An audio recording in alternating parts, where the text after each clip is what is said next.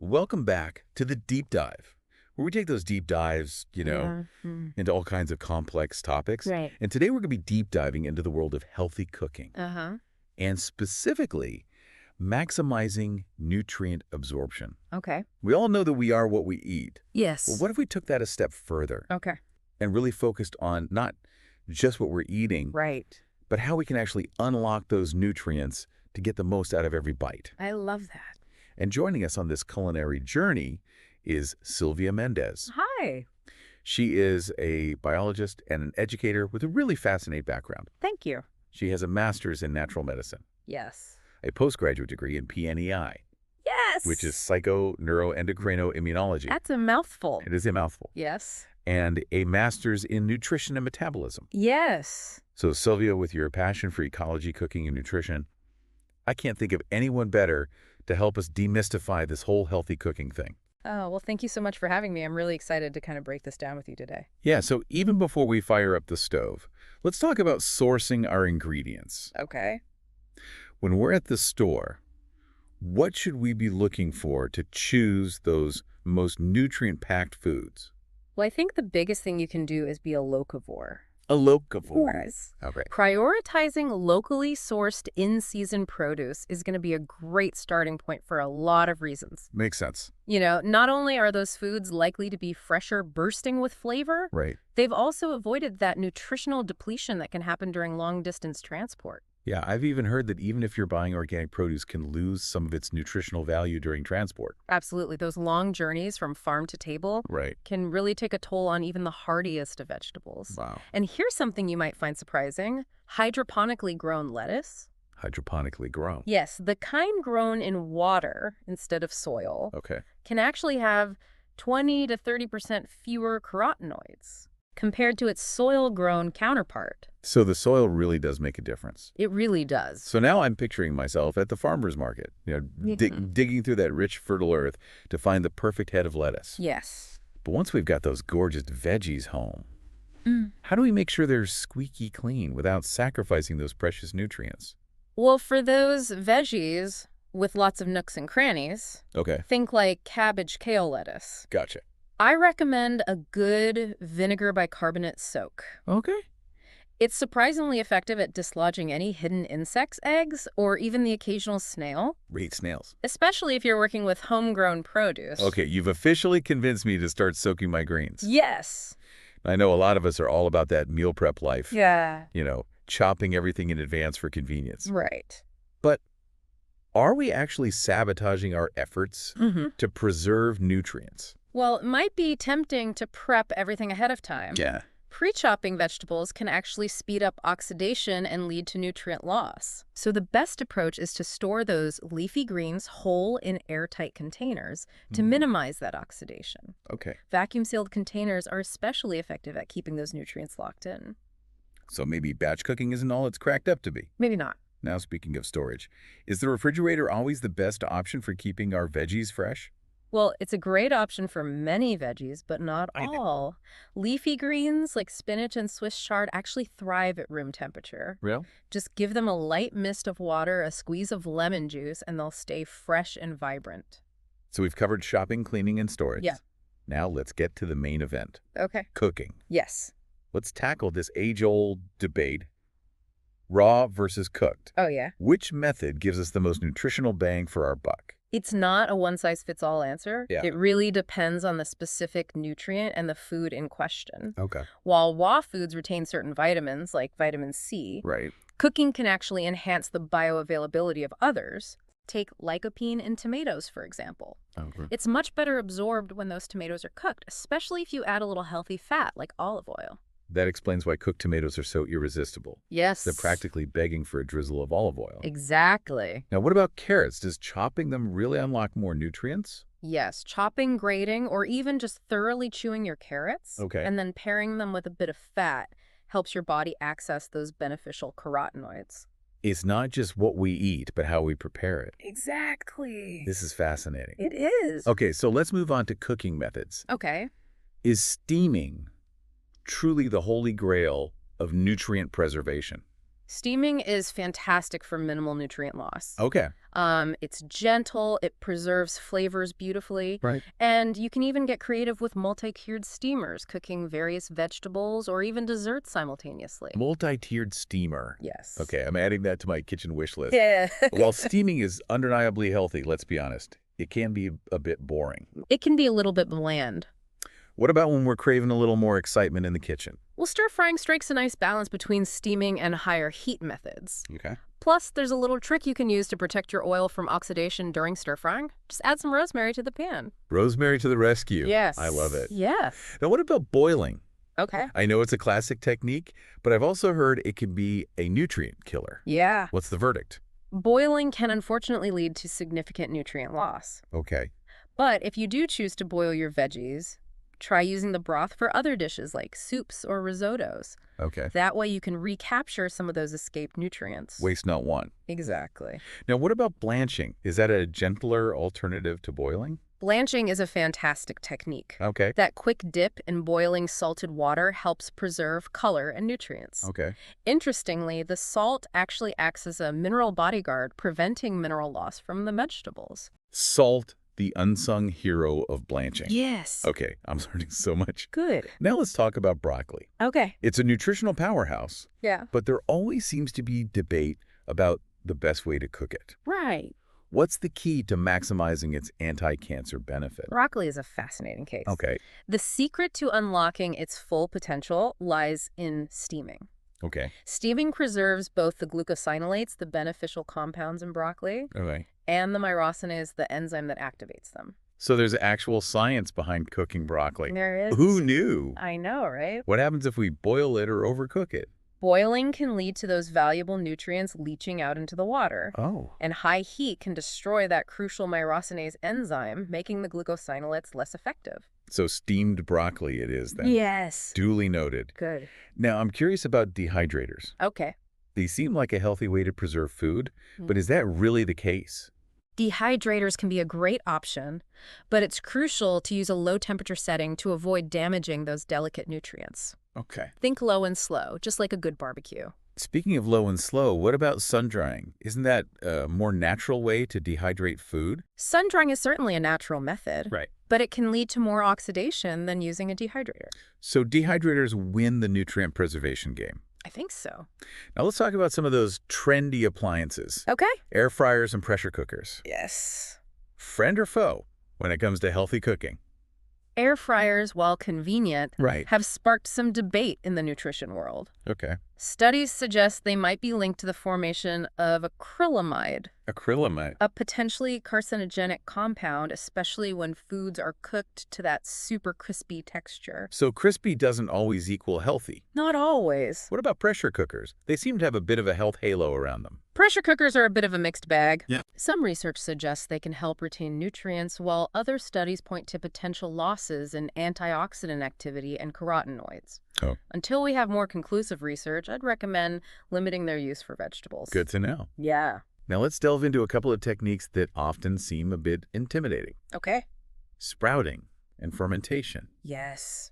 What's the magic behind these methods? Well, sprouting is like waking up a seed's superpowers. Okay. It transforms anti-nutrients into beneficial compounds, Wow. making those seeds easier to digest and boosting their vitamin content, especially vitamin C. Okay. I love adding sprouts to everything, salads, toasts, even pizzas. Sprouts on pizza, you're speaking my language. Now do we need to become home sprouting gurus, or are store-bought sprouts a decent option? Store-bought sprouts are definitely a convenient and viable option. Okay. But if you're up for a little kitchen adventure home, sprouting gives you more control over the process. Right. And what about fermentation? That seems like a whole culinary world unto itself. Fermentation is like culinary alchemy. Okay. It not only enhances the availability of nutrients, but also adds a depth of flavor that's hard to beat. We've covered a lot of ground with vegetables. We have. What about other food groups like meat, grains, and legumes? Any quick tips for maximizing their nutrient content? For meat, the slow cooker is your best friend. Okay. It tenderizes meat beautifully and preserves that essential amino acid lysine, which is very sensitive to high heat. Okay. For those times when you need to cook meat quickly, a very hot sear is the way to go. Okay. It helps avoid overcooking and the formation of potentially harmful compounds. Right. Don't forget about marinades. Right. Marinating your meat in herbs and spices like rosemary, thyme, oregano, or curry helps protect its fats from oxidation during cooking. Great tips for meat lovers. Yes. Now let's move on to grains and legumes. Okay. Soaking is crucial for both of these, right? Absolutely. Okay. Soaking helps neutralize anti-nutrients and makes those grains and legumes much easier to digest. Right. A little trick I like to use is adding some acid like vinegar or lemon juice to the soaking water. Okay. It helps protect certain nutrients. Okay. And here's a bonus tip. Try cooking your legumes with kombu seaweed. Kombu seaweed. It can help soften their fibers. Speaking of soaking, I have a confession to make. Okay. I've tried soaking nuts, but I just can't get past the texture afterward. Yeah, I hear you. It's like they become waterlogged. Soaking nuts can definitely be a textural challenge. It is. One workaround is to soak only the amount you need for immediate use, like for smoothies. That's a great tip. Yeah. But what if I'm just not a fan of soaked nuts? Is toasting them okay? Absolutely, toasting brings out their delicious flavor. Okay. Just make sure not to over-toast them. Right. And as always, listen to your body. Right. If nuts cause digestive discomfort, it could be due to anti-nutrients or individual sensitivities. Great advice. Yeah. Soaking or not, Yes. enjoy those nuts. This has been like a whirlwind tour of veggie prep and cooking techniques. But before we move on to other food groups, I'm kind of curious about fruits. Okay. Do any of these principles apply to maximizing nutrient absorption from fruits? Well, with fruits, it's generally best to enjoy them raw. Okay. Heat can degrade those delicate vitamins, especially vitamin C. Right, because we talked about how cooking those tomatoes really helps unlock that lycopene. Exactly. What about blending or juicing fruits? Does that affect their nutritional value? Well, blending and juicing can be great ways to enjoy fruits, Sure. but it's important to be mindful of the fiber content. Okay. Juicing often removes the pulp, Right. which contains a lot of that beneficial fiber. So if we're going for fiber, smoothies are the way to go. Exactly. And when you're whipping up those smoothies, try to use the whole fruit, including the skin, whenever possible. Okay. That's where a lot of the nutrients and antioxidants are hiding. Whole fruit smoothies it is. Yes. You know, we've talked a lot about techniques. We have? But what about the tools themselves? Yeah. Do our kitchen tools and cookware actually play a role in nutrient preservation? Absolutely. The materials we use for cooking can have a significant impact on both the flavor and the nutritional value of our meals. Okay. I'm all ears. Let's start with knives. For knives, I'm a big fan of high-quality stainless steel. Okay. They're durable, easy to clean, and they won't react with acidic foods. Stainless steel knives. Yeah. Now, what about pots and pans? Okay. There are so many options out there. Cast iron, stainless steel, nonstick. It can feel overwhelming. I tend to stay away from nonstick cookware. Okay. The coatings can degrade over time and potentially leach into your food. Good to know. So what are your go-to materials? For everyday cooking, I love stainless steel. Okay. It's a workhorse in the kitchen and can handle high heat without any issues. Right. Cast iron is another fantastic option, especially for searing meat or baking. Cast iron, classic and reliable. Yeah. But what about cleaning? I've heard it can be a bit finicky. Cast iron does require a little extra TLC, but it's worth it for its versatility and durability. The key is to avoid using soap, which can strip away the seasoning. No soap. Got it. Yeah. So stainless steel and cast iron are at the top of your cookware list. Yes. What about other materials like glass or ceramic? Are those good options for healthy cooking? Glass and ceramic cookware are great choices, especially for baking or cooking acidic foods. Okay. They don't react with the ingredients, so you don't have to worry about any unwanted flavors or chemical leaching. So we've got our knives, pots and pans sorted. Yeah. What about other tools that can help us preserve nutrients? A good quality steamer is essential for anyone who wants to cook vegetables gently. Okay. And if you're interested in exploring the world of sprouting, a sprouting jar or tray is a worthwhile investment. Sprouts and steaming. Noted. What about blenders and food processors? Any tips for choosing those? Look for models that are powerful enough to handle a variety of tasks. Okay. From smoothies to grinding nuts and seeds. You want a tool that can keep up with your culinary adventures. Makes sense. We need tools that are as versatile as we are in the kitchen. Exactly. You know, this has been an incredibly informative deep dive into the world of healthy cooking and maximizing nutrient absorption. It has. I feel like I've learned so much, and I'm excited to put these tips into practice in my own kitchen. Good. But before we wrap up, I want to ask you about some of the common misconceptions or myths you've encountered about healthy cooking. What are some of the things that people often get wrong? One of the biggest misconceptions I hear is that healthy cooking has to be complicated and time-consuming. Yeah, I've definitely fallen into that trap myself, thinking that healthy meals require hours of prep and a million different ingredients. The truth is, simple, wholesome meals can be incredibly nutritious and delicious. It's about focusing on high-quality ingredients, using gentle cooking methods, and most importantly, enjoying the process. I love that. It's not about perfection or striving for some unattainable ideal. It's No. about finding joy in the kitchen and nourishing our bodies with food that makes us feel good. Another misconception I often hear is that healthy cooking means giving up all our favorite foods Yes. and resigning ourselves to a life of bland salads. Deprivation is never the answer. Right. It's about finding balance and making healthy choices most of the time while still allowing ourselves to enjoy those treats and indulgences in moderation. Moderation is key. Yes. It's about creating a sustainable approach to healthy eating, something we can enjoy for the long haul. Absolutely. Now, I know you're a big advocate for mindful eating. Yes. Can you talk a little bit about what that means and why it's so important? Mindful eating is all about being present with your food, savoring each bite, Yeah.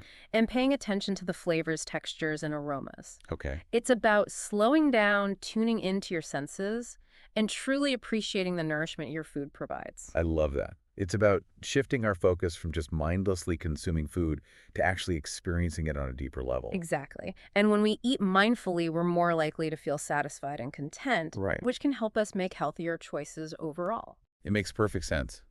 It's about listening to our body's cues and honoring our natural hunger and fullness signals. Exactly. You know, I could talk to you about food all day, but unfortunately our time is almost up. Okay. Before we go, is there anything else you'd like to share with our listeners about healthy cooking or maximizing nutrient absorption? I think the most important thing to remember is that healthy cooking is a journey, not a destination. Okay. It's about experimenting in the kitchen, learning new techniques, and discovering what works best for you and your body. That's such a great reminder. Yeah. It's about being curious, trying new things, and not being afraid to make a few mistakes along the way. Exactly. Well, thank you again for joining us on the deep dive today. It's been an absolute pleasure. The pleasure was all mine. Thanks for having me. Now, if you're listening and thinking, wow, that's Yeah, a lot of information, it is. don't worry. Yeah. It's a lot to take in. You don't have to do everything at once. Right. Just start small. Yes. Start small. Pick one or two of the things that we talked about that resonated with you Right. and try incorporating those into your routine. Absolutely. Maybe this week you swap boiling your broccoli for steaming Yeah. or add a pinch of salt to your blanching water. Right. Remember all those little tweaks? They can make a really big difference, They can. both in the flavor and the nutrition. Exactly. And most importantly, have fun with it. Yes. Cooking shouldn't feel like a chore. Right. It should be an enjoyable experience. Absolutely. So, Yeah. put on some music, Yes. get creative in the kitchen, Uh-huh. and savor those delicious, nutrient-packed meals I love it. that you create. Yes. And hey, if you discover any brilliant, healthy cooking hacks along the way, Yeah. be sure to share them with us. Please do. We're always looking for new tips and tricks. Always learning. Well, thank you again for joining us on this deep dive into the world of healthy cooking. Yes. Thank you. We hope you feel inspired to take your culinary game to the next level and make those nutrients sing. Until next time, happy cooking, everyone.